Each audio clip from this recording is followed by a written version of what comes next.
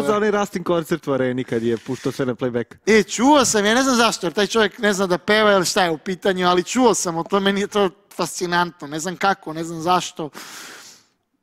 Ja iskreno ti kažem, ne volim tu vrstu muzike, nisam fan toga, ne vidim tu nikakav kvalitet, uopšte. Mislim da je to jedno smeće, pravo ti kažem. Ali Rasta puni klubove. Pa ne Rasta, ceo taj pravac mislim da je jedno smeće, obično. Mislim da tu nema nikakvog kvaliteta, da to...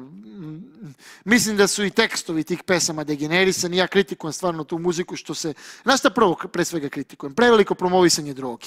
Jer se u svim tim autotune pesmama kao vrhunac hedonizma pominje kokain.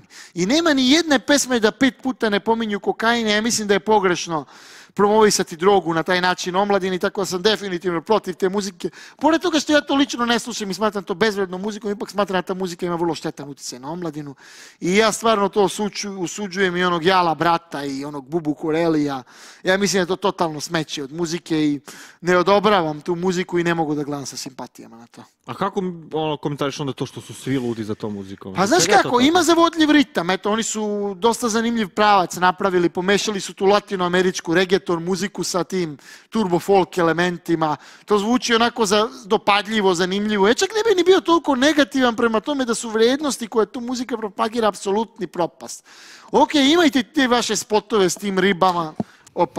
Imajte vi spotove s tim ženama, s automobilima, tu muziku, ali nemojte da propagirate drogu, nemojte da propagirate kriminal, nemojte da propagirate loše stvari, nemojte da ističete kao vrhunac života to što će neko pući 1000 evra u separeu, to što je neko kriminalac. Jer ipak to omladinu šalje na loš put i propagira loše vrednosti, naročito s obzirom na tu konkretnu muziku slušaju oni najmlađi. To sluša trenutno populacija od 12, 13, 14 godina i jako je loše toj populaciji ubacivati takve vrednosti.